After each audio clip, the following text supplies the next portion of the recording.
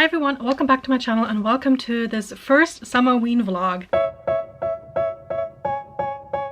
I can't believe it's finally here. Well, technically it's not.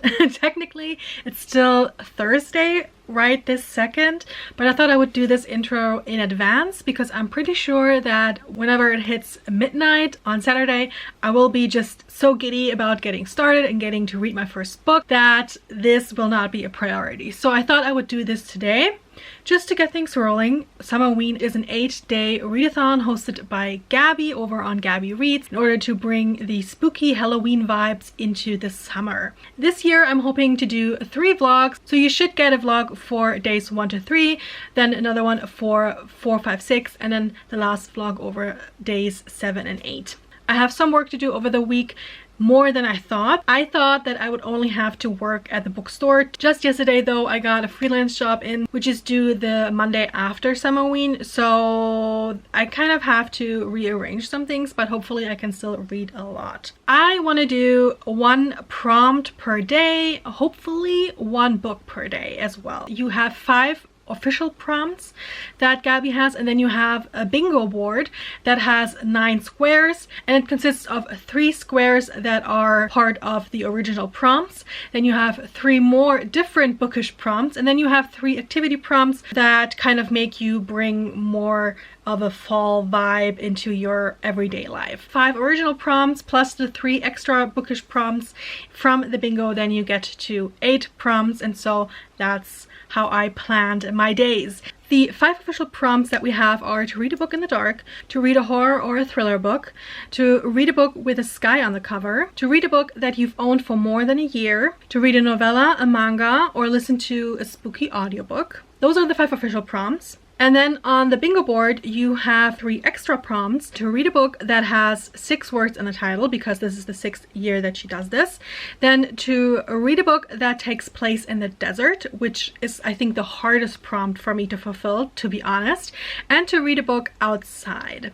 And for the activity prompts, we have to watch a scary movie, to bake a fall-inspired treat, and to listen to a Halloween playlist. There are also 8 prompts that we can do for Instagram, so every day we kind of interact over there as well, and I hope to do those as well. I'm also planning to do 1 of the activities on the bingo board per video. And another thing that is going to be featured in every vlog is this book. It's an anthology of 15 stories, fantastical stories, perhaps not really spooky vibes, but like fantastical vibes. And I've been meaning to get to this one for a very long time, and on the Our Fantasy bingo board you have a square that says that you need to read 5 short stories, so that will work towards that goal. 15 stories, that just means I have to read 2 stories per day, and on the last day I only have 1 story left. For our fantasy bingo, I only have to read 5 stories of these, so if I only get to those, that would be great as well. But there are so many amazing authors in this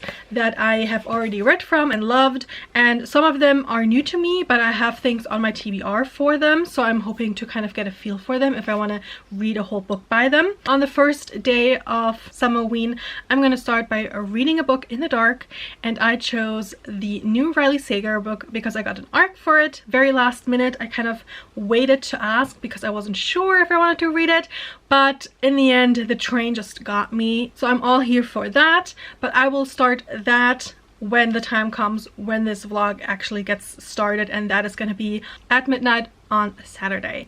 So I'll see you guys then.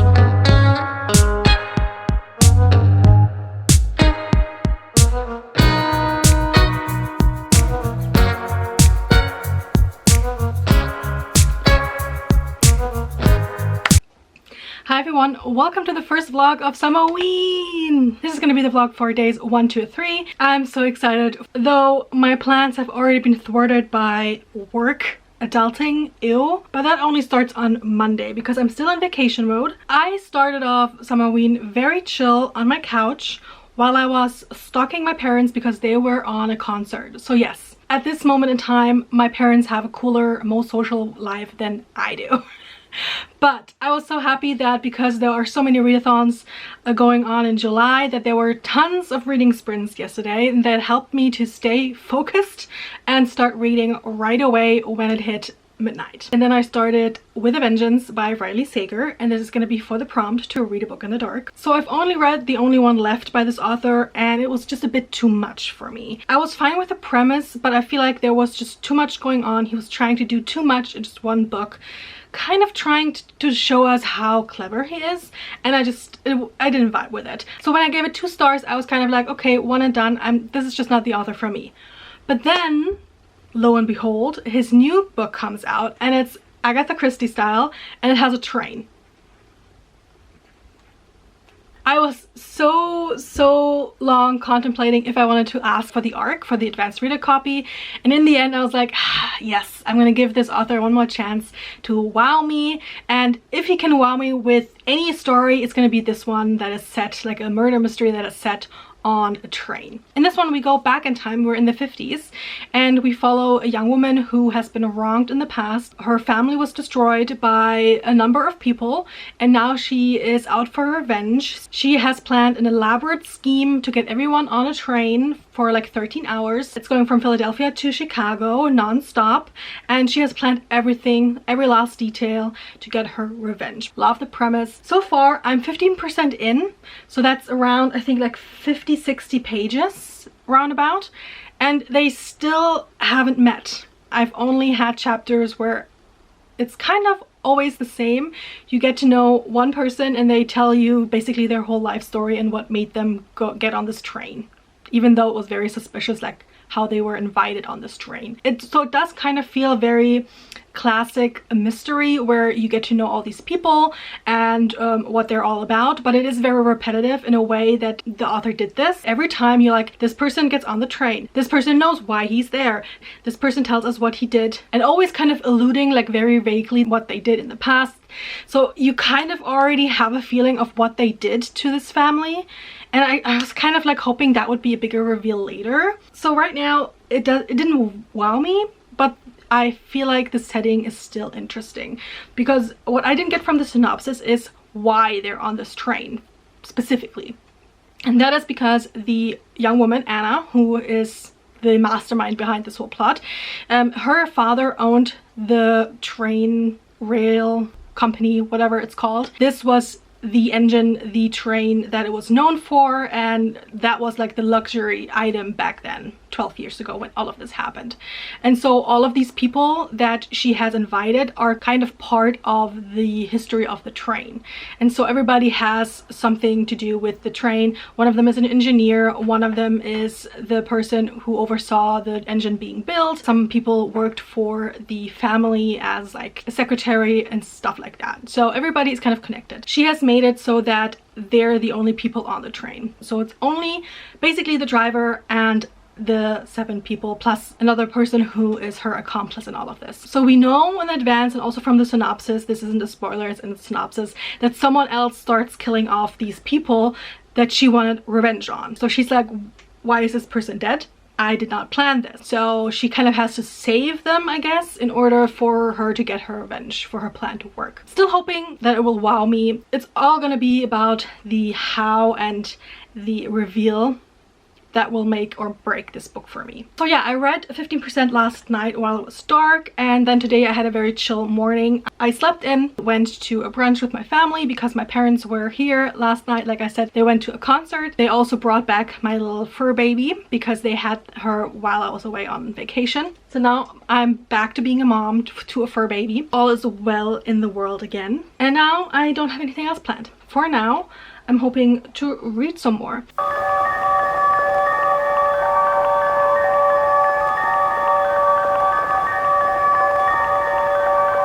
It's a couple of hours later. I have to admit I fell asleep on my couch, and I also have to admit I'm kind of where to put you? I'm kind of struggling with this book. I think I'm around like a quarter of the way through this book now, and the first body just dropped, and I'm glad for it because otherwise this would be a bore. I don't know what I expected, but I thought the revenge plot of the main character of Anna would be a little more thought out. Turns out her plan was to have everyone on the train, then have the train not stop until they reach Chicago, and have the FBI pick up everyone there. I'm in the kitchen, by the way, because I wanted to get my dinner. I still have leftovers from yesterday. The way that this is written is very, like, not subtle. I feel like every time the author wants you to have information, he just dumps it on you. For example, there is one person there that wasn't supposed to be there, that kind of just snuck on the train, and when Anna sees them, you kind of get their whole story told in one big paragraph, and that's just not really interesting, and it doesn't really keep my attention. I don't want to be spoon-fed all this information. Also, there was one thing that was mentioned, and if that is a clue to who is behind all of this, because I have a suspicion, then that would be very weak. Very, very weak. I even made like a little note. At one point, she just had this weak speech prepared, and she basically just said like 3 things. I want revenge, it's one of you, and you're all gonna get it in the end. She's been working on this speech for a year. I was like, why? It's such a weak speech. And then she's kind of like, and now I'm done. And it's like still 11 hours to go on the train ride, and I was like, why would you tell these people 11 hours in advance? I get that she wants to see them squirm, but really, I feel like that aspect as a reason for them to be on the train is kind of weak. It's her way of being like, you have to live with this. I don't want you dead. I want you to suffer.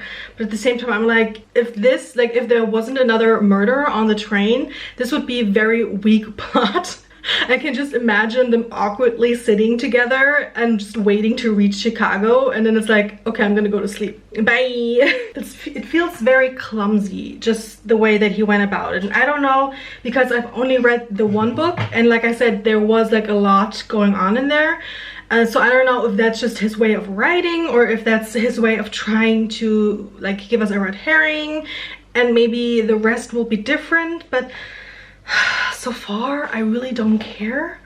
So I'm gonna give it a bit more time, and then I might DNF it and just look up who in the end did it, just to see if my assumption was right. I also remembered that I needed to do the Instagram challenge, so I went ahead and did that. I posted my TBR. That was the challenge for today. So yeah, but yeah, I fell asleep, not because of the book, well, maybe because of the book, but I was just exhausted, and since I didn't have an audiobook, I kind of closed my eyes for a second, and then it was 3 hours later and I was still on on like 15 or 16%.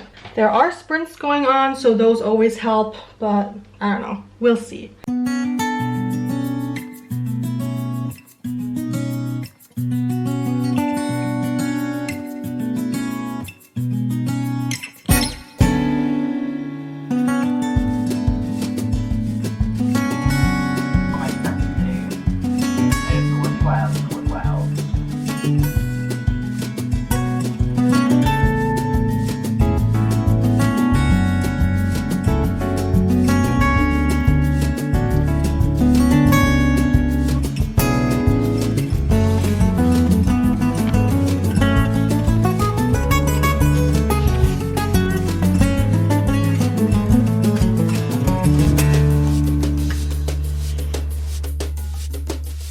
Hi guys, it's the next day, and before I go into what I thought about the Riley Sager book, because I did finish it, I thought I would talk to you guys about 2 other books that I tried yesterday.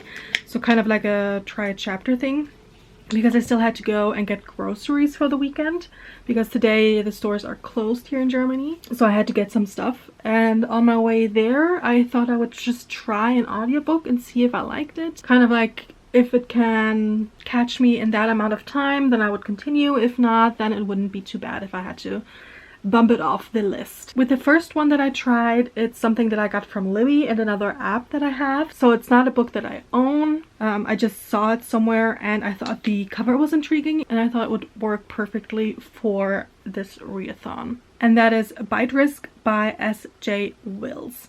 This is a middle grade or like young adult book that is set in our world, but at a time when there was a virus and anyone over like 14, 15 turns into a werewolf every full moon. And so the kids kind of have to put their parents and the other adults into cages and make sure that they're safe during that time. So I think the premise is really fun. I feel like this is a book for anyone who like Goosebumps books and stuff like that. So I feel like that is very much like the vibe of this writing style and this world. And I do think that it could be a fun book for the target audience, but it didn't wow me right away. Like as an adult, I was like, okay, this is fun for what it is, and I do think it has an audience and it should have an audience, but I just don't need to read it. So I kind of decided to bump this one off my list. So that was kind of like on the way to the grocery store.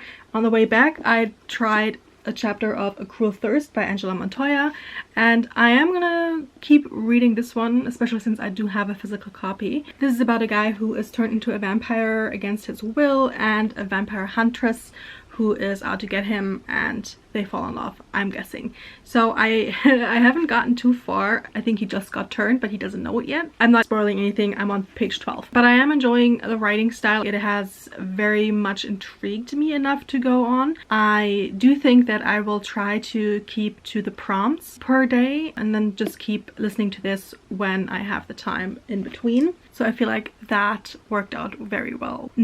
What didn't work out so well was my first read of the readathon, sadly. But yeah, let's talk about the book that I would have wished I DNF'd but didn't.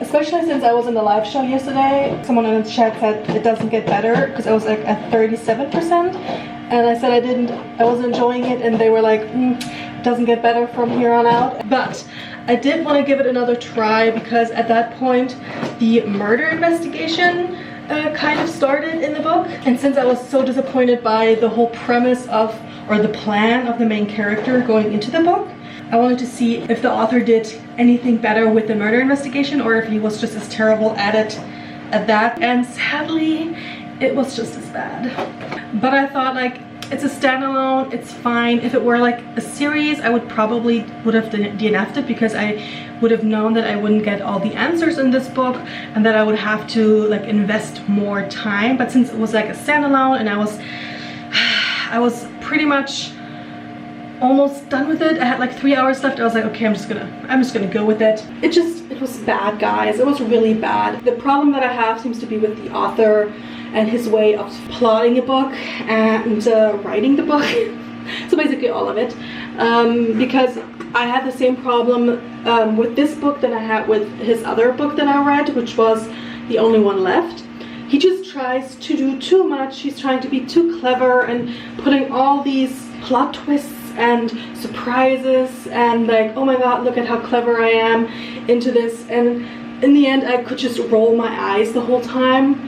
Because it was too much, and I didn't really care. I didn't care about any of these people. I saw most of the plot twists coming, not all, because some of them were just like, okay, really. Just quickly making myself some breakfast here, or like early lunch.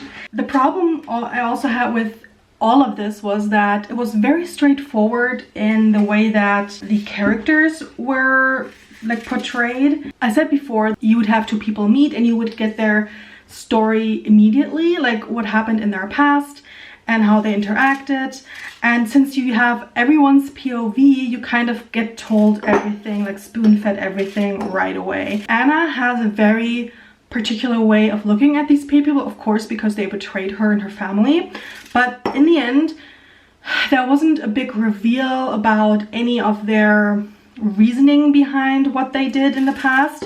It wasn't like they had another reason. There wasn't anything driving them to do it that Anna hadn't considered. So it wasn't even like, why did we get their POV if we don't get any new information or like feel for them or what they did. And all the time with the flashbacks, I have to admit at like the 50% mark, I started skimming the pages.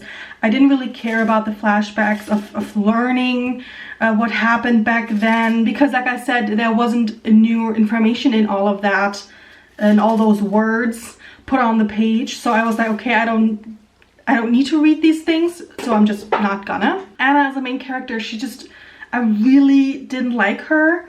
She was supposed to be this smart and strong protagonist, and she was at times, but at other times she was just so stupid. They're on a train, someone is starting to kill off these people, and she decides everybody should stay in their respective room, and she and her accomplice would just check on everybody like every hour. But then she goes off alone to do it and leaves her companion behind, and it's like there's someone murdering people and you walk around alone. Also, why is everyone agreeing to this when she could be the murderer? I mean, people like accuse her of being the murderer, and she asks the gal to be offended by it. She's like, what? Why would I kill you guys? Like, because you're the mastermind of everything. So it's kind of like you're accusing everyone, but when someone like points the finger at you, you're kind of like, how dare they? So yeah, in the end, I did finish it. The reason why I gave this author another chance was because of the train on the cover, let me be honest, like the setting of this one, and the setting was good. It got ridiculous at some points, and yeah, no. So it seems that this is just not the author for me. I ended up giving it 2 stars. The second star probably because he brought it all back together in the end, but I just really didn't care about the end. But it wasn't like illogical or like the worst ever. Also, there was a train in there, so that's where the second star comes from. But yeah, since I gave the other book that I read by this author a 2 star as well, I'm just gonna call it quits at this point. I just don't think that the author's way of thinking concerning like plot twists and reveals is something that I would agree with. So I don't think any books of his would be for me, especially since the writing style wasn't the best for me either. Especially if I compare it to the next book that I'm going to talk about, I can definitely tell right away that this is something that I will enjoy just based on the writing style alone. So let's go ahead and talk about that one. Since it's the second day of Summerween, I thought I would start with the thriller next. This was harder than I expected because I have more of a like whimsical fantasy kind of TBR that I would be interested in. And I had some books where I was like, there's like a murder mystery happening in a fantastical world, or there's like a bit of a horror aspect to it, but is it really a thriller or a horror that would work for the second prompt? Because I do want to stick to the prompts. I could have used the writing saga for this one, but I didn't. So today when I woke up, I decided on a whim to go with a new release that is coming out later this month. The reason why I was hesitant about it is because I can only read it on my tablet because of the way that it was like given to me as an ARC, which is something that I hate. I hate when they don't give you like the ebook for it that you can read on any platform. So this is annoying, especially since I haven't figured out how to highlight anything. So now I kind of have to take pictures of my favorite quotes, which is annoying to say the least. The book that I'm talking about is We Won't All Survive by Kate Ellis Marshall. Let me check if I've read anything by this author before. I have seen her like books, like especially her adult books, around for a while. Yes, I've read These Fleeting Shadows, which is a YA title as well, and I really liked it. I gave it 4 stars. It had more of like a horror feel to it, haunted house situation kind of thing. I really liked that one, especially the ending, if I remember it correctly. It has been a while. Because I knew that I liked the writing style of this author, I decided to go ahead and ask for this one, especially since the premise of this sounds great as well.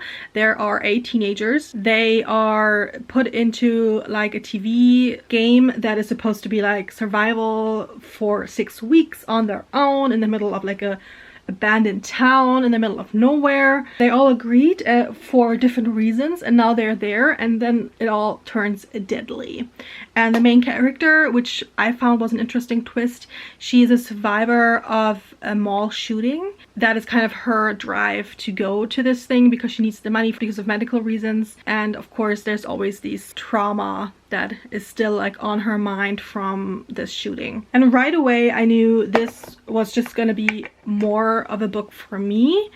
Again, because of the writing style. Chapter 1, first sentence. My mother always says bad fortune follows our family like a hungry dog nosing at our pockets for scraps. And already I know, yes, this author's writing gets me. Also, there is a commentary on the American medical system. It says, thanks to the American medical system and a shard of metal snuggled up against my spine, I've burned through that much. 100,000, which is like the award that they would get if they win this game, that much and more. I don't think I'd be better off dead, but it sure would be cheaper that way.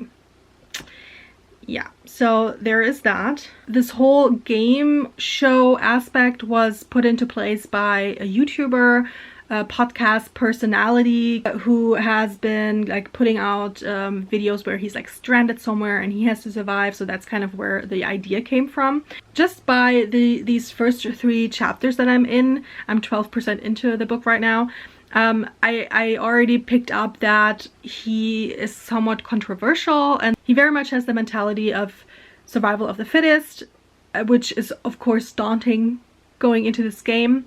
Now all 8 teenagers have arrived in this town. Nobody's there to greet them. They don't really know what's gonna happen. They're kind of like, is this even happening right now? But there are cameras everywhere. There's a fence around the town, and all of a sudden there's like this siren going and being like, the game starts in 1 minute. You have to be inside or you're out. So they all rush inside. Now they're trapped inside this town. They don't know what's going on. They still think that they're just gonna be this team that is surviving just 6 weeks and then everything's gonna be fine. They don't know what the challenges are gonna be.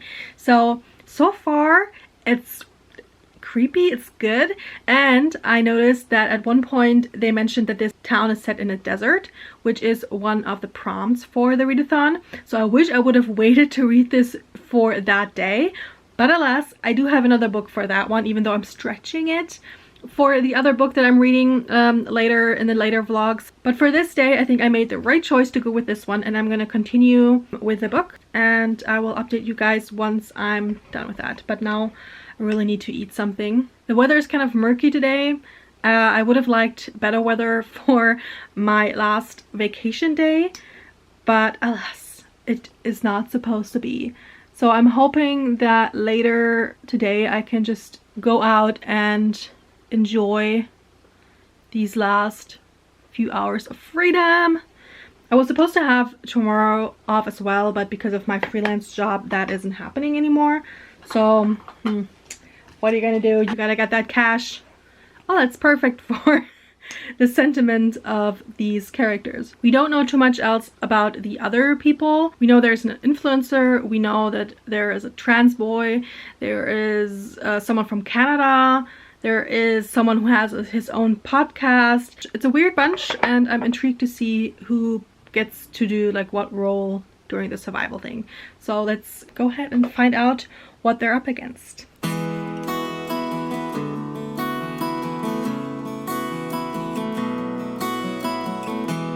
Oh, I also had plans to read 2 stories of this anthology every day, and I started the first one, but I only got a couple of pages in, and then my eyes kind of closed on their own will.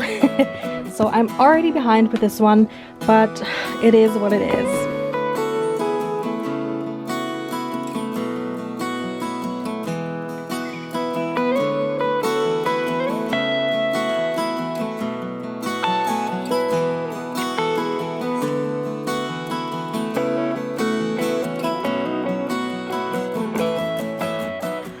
Okay, so I'm around 60% into the book right now and I'm really enjoying it. It has very much like suspense and there are things that are happening. You don't really know who to trust. What I really love about this is that there is this kind of game show feel to it, kind of like Survivor, kind of like an escape room almost, because they are now stuck in there. Even though some things happen where they're like, we need to get out of here, there's no one there to help them. So they kind of have to interact with the game in order to get them supplies, in order for them to actually make it out alive. Also, what I really like is that this isn't really set in a vacuum. It has kind of little tidbits of information where you kind of see it being part of our world, like COVID was mentioned, the problem with school shootings and stuff. So it does have a very like real feel to it. Like some of the interactions are kind of conversations that I could have with people. Yeah, I really enjoyed it so far. I put it on pause for now because I want to see if I can get some video edited. I wanted something to go up today, but I don't know if the one that I had scheduled is gonna be ready because it was a bit longer than I thought it would be. We'll see, and then later on I want to go ahead and continue with the book. Look who took my seat. Yeah. I want to work now. But you took my seat. Can we share? Can you give it back, please? You can sit there. Or there.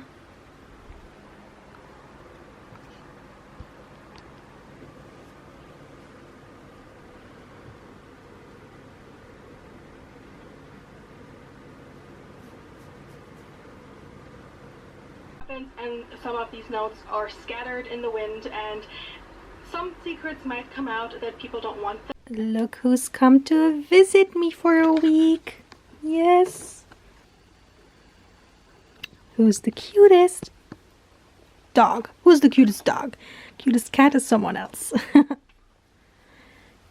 No favoritism here, right? But you are cute. She's not too happy. Not too happy.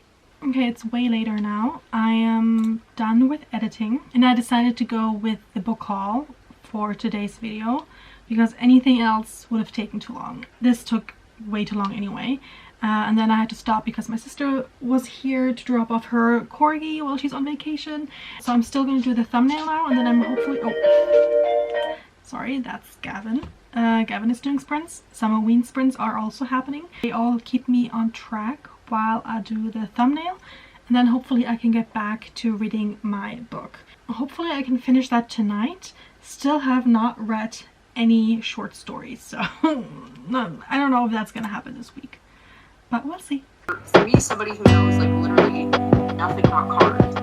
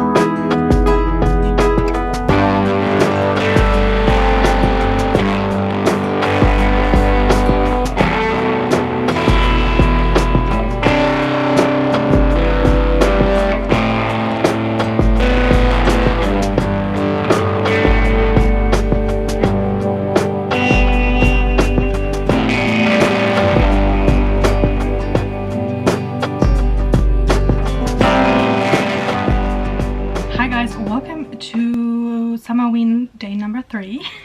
Yes, it's already day 3. So I decided to go out for breakfast because it is now officially the last day of my vacation. I do have to do some freelance work today, but I do it from home, so it feels a bit like vacation still. But I'm already seated at my desktop, so we're gonna do some work right after this update. Yesterday I did finish not only my video that went up, which was my haul, long overdue but also kind of like too soon haul, because I only wanted to buy around 50 books the whole year, and we have passed that mark a long time ago now. But I did get that video up, glad that I did. So that's the one thing that I did yesterday. And then also I finished my book. Yay! So I can put a check mark next to read a thriller or horror book. I gave it 4.5 stars. I'm so glad from my 2-star beginning that this is where we ended up with the next book. As it is with YA, almost from the get-go I kind of knew who it was. I did not guess the why, like the bigger picture why. I was off on that one. So it was still very like surprising and plot twisty, but not too plot twisty that kept you on your toes and that you were kind of mistrusting of everyone.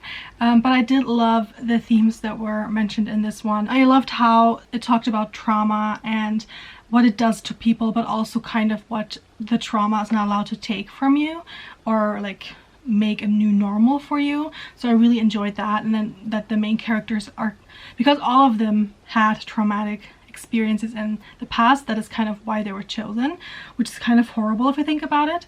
And now they're basically re-traumatized, the ones that survived. I really liked how everything came together in the end. The characters are so strong in this one, and so if you like a bit of found family, like friendship, and like I said before, a story that is very much set in the real world. I could really just imagine having a conversation with these kids and seeing them in our world. And like I said, the game aspect was really well done. In the beginning, the game was really set up like you would watch it on TV in a survival reality TV show. But after it all turned, everyone was really, it was really authentic how everybody kind of reacted towards those things. Because in some novels, you don't really understand why people would act the way they do. But with this one, I feel like everyone was really on par with how you would really react in such a situation. So I think the author did an amazing job of really isolating them and making them work for their survival. So really happy with that one. Glad I finished that one. I'm glad I picked that one. And now we're on to day 3. The one thing that I didn't do yesterday was the Instagram challenge. It was to put up a reel of your reading routine. I did want to do that, but my reading routine would basically be me sitting on my couch. And I kind of forgot over putting up a video and stuff. So it's fine, it's fine. If that's the only thing that I'm not doing this week, that's gonna irk me, but it's fine, it's fine. I did start a new book while I was at breakfast, and that is Rewitched by Lucy Jane Wood. I got this copy from a fellow traveler when I went to Egypt in November, and I could have read it right then because it would have been perfect fall read. It has witchy vibes, it has the autumnal vibes, it has a bookstore in it, so it all fits. So it also fits for SUMMERWEEN. And for the prompt to read a book that has a night sky on the cover, it works as well because we do have a night sky with stars on it. This is also my 100th book that I'm reading this year, if this is the one that I'm finishing next, which I'm hoping to today. I have the audiobook for this as well. I still have like around 5.5 hour-ish to go with this one.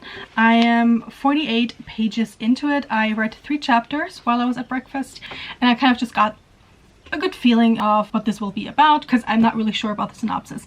I remember seeing this all around like Book Talk, Bookstagram, Booktube. It's supposed to be a very cute romance with like supernatural elements, and in it we follow a witch who is now turning 30, and what she kind of didn't know was that there would be a trial where they would discern if she uses her powers enough. If she does not, which she's kind of afraid she's not because she's just living a normal non-Wiccan life and she just uses her magic for like little things, but it's not really a big portion of her life. If they determine that she does not use her magic enough, they will take it away at a trial. And I feel like this is going to be her trying to figure out how to incorporate magic into her life with a little bit of romance and just a bit of like the typical main character trying to figure out her life kind of story. It's cute so far. I'm not the biggest fan, to be honest, of the audiobook, so I might just try to read it with my eyeballs after I do some work. I have to do some work, I have to get it started, but I don't have to get it near the finish line. So that's good. It's 3 p.m. now, and I'm not sure if I want to continue with the Rewitched. I'm on sprints with Steph and Gavin right now. I did some work and I also started my editing for this vlog. I tried to listen to this one while I was doing that, and then I noticed that my mind just kept drifting away. And it's not the book. I feel like this could be cozy, this could be cute, just my mind isn't there, and the narration of the audiobook isn't keeping me focused at the moment. So I'm not sure if I want to continue this one or if I should just switch to another book that might entice me a bit more. I'm on page 60 now, so I think I'm gonna give this another 40 pages. I will decide then what to do with this. I also wanted to do some cleanup in the kitchen, so I think I'm gonna do that and listen to the audiobook while I do that. So that will give me a bit more time with the book. In 2 hours, I booked a massage because I've been meaning to for forever.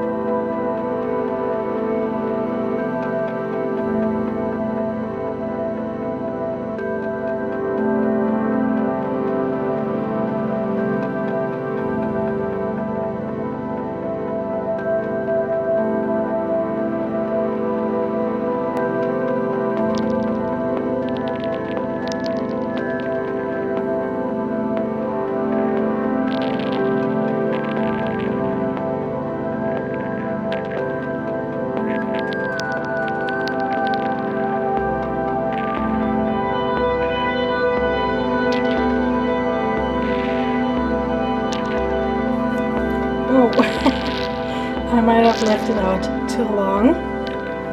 That looks so good. We used to make them into suns because they were from a cookbook that was about all the wintry things that you could do and bake. So my mom and us, we always made them into little suns. But because I don't really have the time tonight, I'm just making little blobs. Let's call them moons, right? They're little moons. But they should taste amazing. Perfect for the first day after vacation. Especially like the rum gives it that sweet, amazing taste.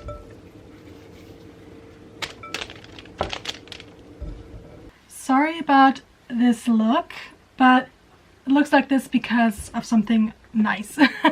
Because I got my massage and there was a different person there than I usually go to, and she went into my hair and kind of had the pressure points and stuff for my back and everything.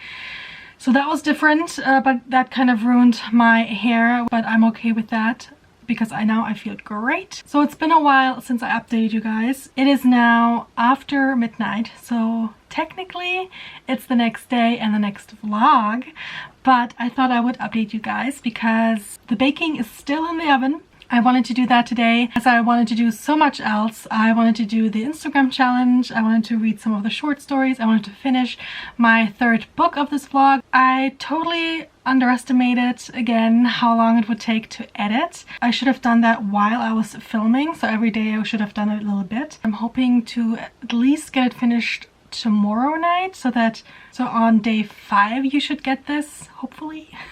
But we'll see. There is no stress here. I wanted to finish off my vacation time in a great manner, and I did. I feel relaxed, I feel good. So I did continue with Rewitched.